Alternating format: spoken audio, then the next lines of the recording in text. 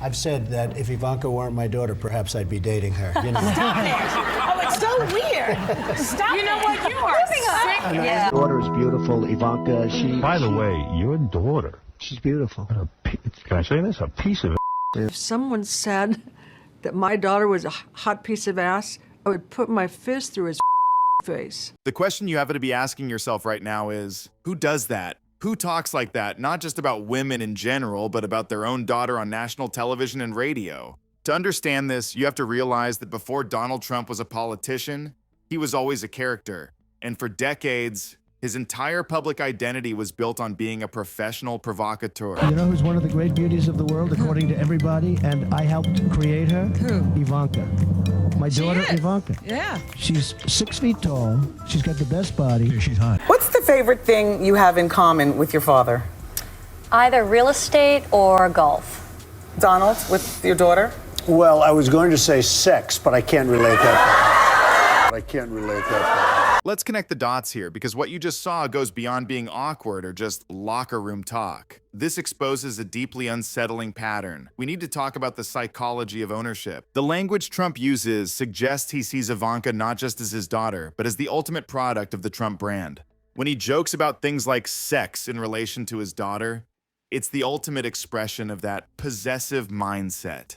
It's a way of publicly branding her, of reminding the world that she is his creation. It becomes a public performance of possession. Ivanka Trump, most beautiful girl in the world. You know, I would marry her. These types of things, most people, certainly politicians, don't say. So the uncomfortable question we have to ask is, where does the father end and the brand manager begin? Or in Trump's world, is there even a difference? Someone said that my daughter was a hot piece of ass, I would put my fist through his face. Someone who would bring down the country because he doesn't win does not deserve anything, deserves nothing. He wants to be the king, but he doesn't want to do the work. It's not just Ivanka. This ownership mindset, the way Trump talks about women like their possessions or accessories, shows up everywhere. Whether it's talking about celebrities, journalists, or political opponents, he rarely focuses on their ideas or their work. It's almost always about appearance, and often in the crudest way possible. Probably, I would say, the greatest judge of beauty on this planet. In fact, I would create a TV show for you where all you did was just judge women. Now, that may be the best idea of all. It's a simple thing. It's a half hour, and we strip it out all over the country. I would say I'm the all-time judge. This isn't political incorrectness. This is a worldview, one where women are measured like they're contestants in some never-ending pageant, and he's the self-appointed judge. Would come on my show, and this is why he was great. There was no filter. I go, Donald, Angelina Jolie, she's one of the most beautiful actresses in the world. She's a 6. You know, now who says that? You know, most people, if they're having that thought, keep that pretty guarded. Not Donald. He was right into it. I'll tell you the funniest is that I'll go backstage before a show. Yes. And everyone's getting dressed and ready and everything else. And, no men are anywhere.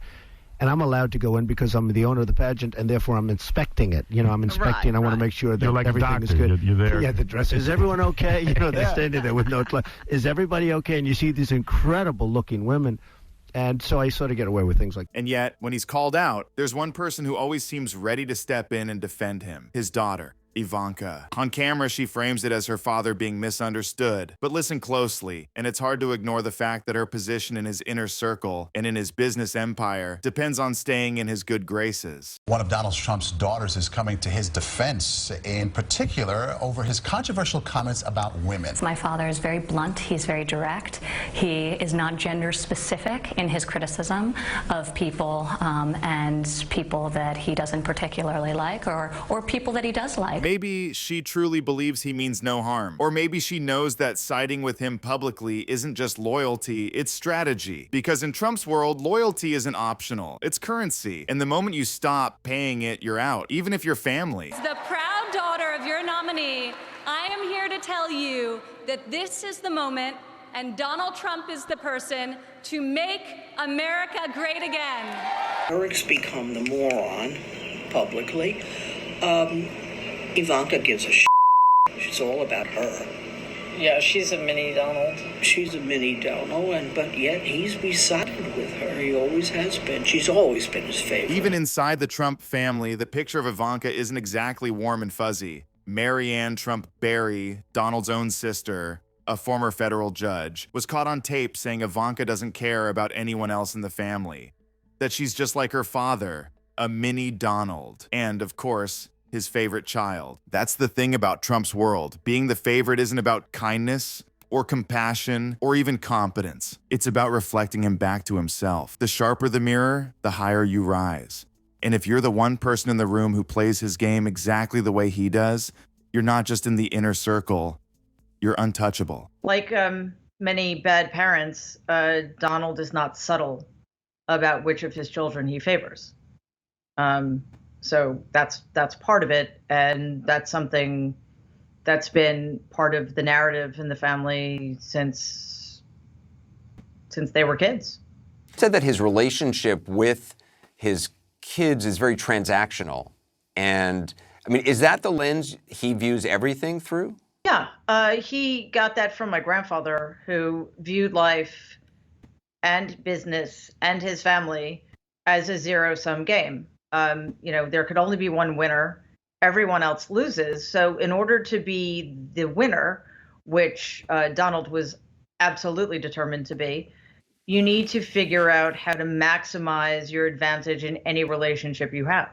Yes, they know better than anybody how to manipulate Donald in order to stay in his good graces. So they have, that's why they're still around. One of your best guests ever. Donald Trump, hands down, whenever you put him on the air, now this is before he was running for president, he was an open book. He would say anything. And, oddly enough, during the campaign and even now, people quote these interviews that I did with him big time. I was quite surprised when they dragged out every single Donald Trump interview I had done. And if you know anything about Donald Trump, you know he doesn't take criticism well. So what finally killed the friendship wasn't even the name-calling. It came down to one simple thing: loyalty. Stern supported Hillary Clinton and wouldn't endorse Trump. For Trump, that was a line he couldn't uncross. He just cut him off. End of story. He was very susceptible to flattery. And if you gave, and I noticed this in your interviews with him, you would throw out something like, your poll numbers, I've never seen anything like this.